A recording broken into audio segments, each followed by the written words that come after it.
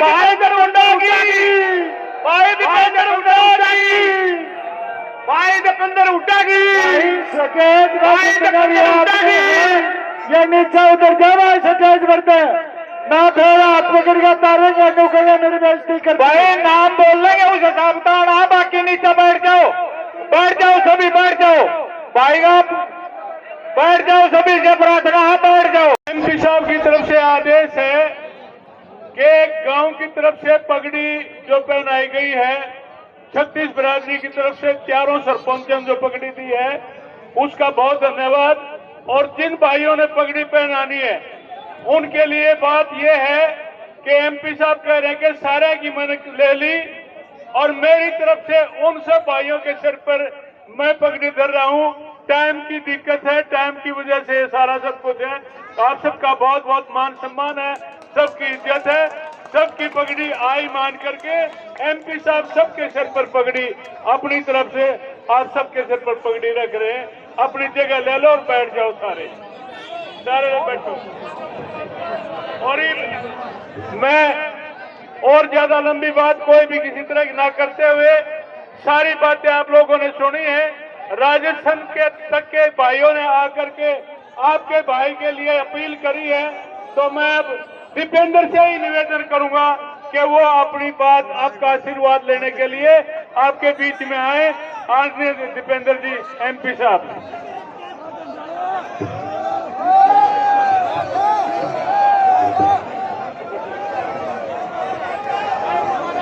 बैठ जाओ भाई, आगे जो सारे साथी हैं बैठ जाओ, ऐसे नहीं।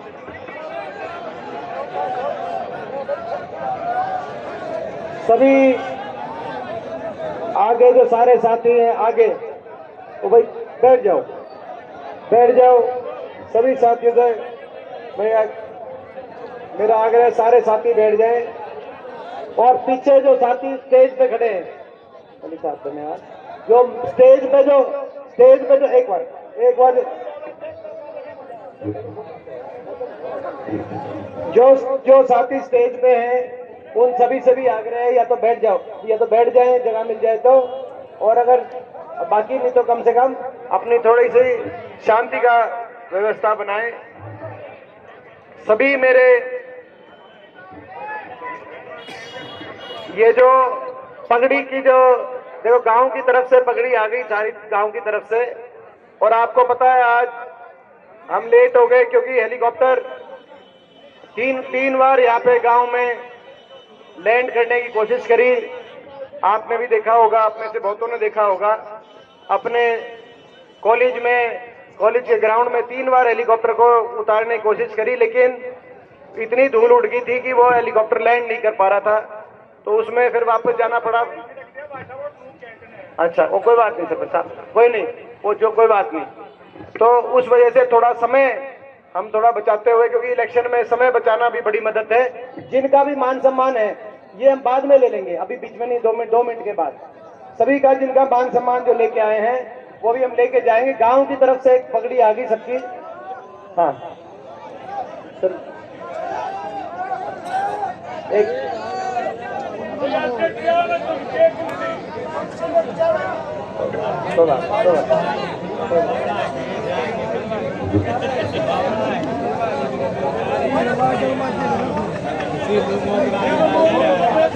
ठीक है अंकल, ये धन्यवाद, धानक समाज का भी धन्यवाद, सैन समाज का भी धन्यवाद, और 36 बिरादरी का पूरे गांव का 36 बिरादरी पूरे गांव का धन्यवाद। और जिसका किसी का रह गया उसका भी आराम से पूरा लेके जाएंगे। हमारे बीच में हमारे बहुत ही आदरणीय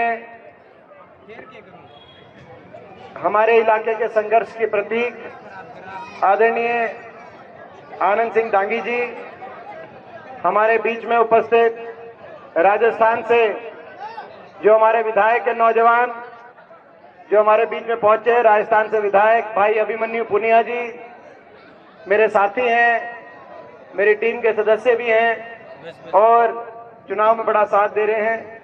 हमारे भाई बलराम दांगी जी, हमारे भाई हमारे विधायक भाई बलबीर वाल्मीकि जी सराना हल्के से, वो भी आपके बीच में पहुंचे हैं।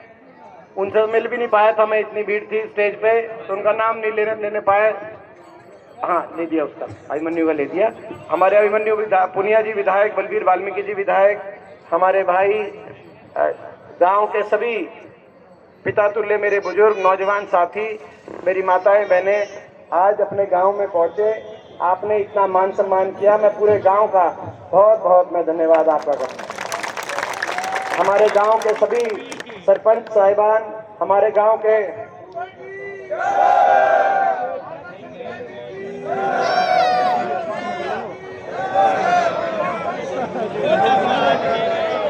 हमारे धन्यवाद, बहुत बहुत धन्यवाद। हमारे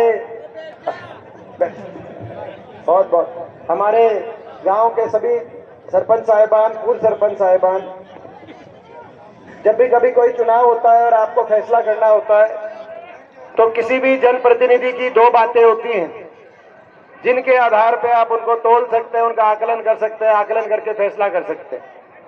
उसका काम, वो जनप्रतिनिधि का काम और उसका आचरण। जब आपने अपने इलाके से, यहां से मुझे एक बार भाई साहब एक बार थोड़ा साइड में आ जाओ, लोग है ना जी, इधर लोग ज्यादा हैं, आप बीच में आपका बारी बारी कैमरा आता है। जब भी कभी किसी चुनाव में आपको आकलन करना होता है किसी जनप्रतिनिधि का, तो दो बातें होती हैं, उसका काम और उसका आचरण। जब आपने मुझे यहाँ सांसद के रूप में मौका दिया तो अपने इलाके को ऊपर लेके जाने के लिए अपने इलाके का नक्शा बदले, रोहतक का नक्शा बदले, रोहतक आगे जाए।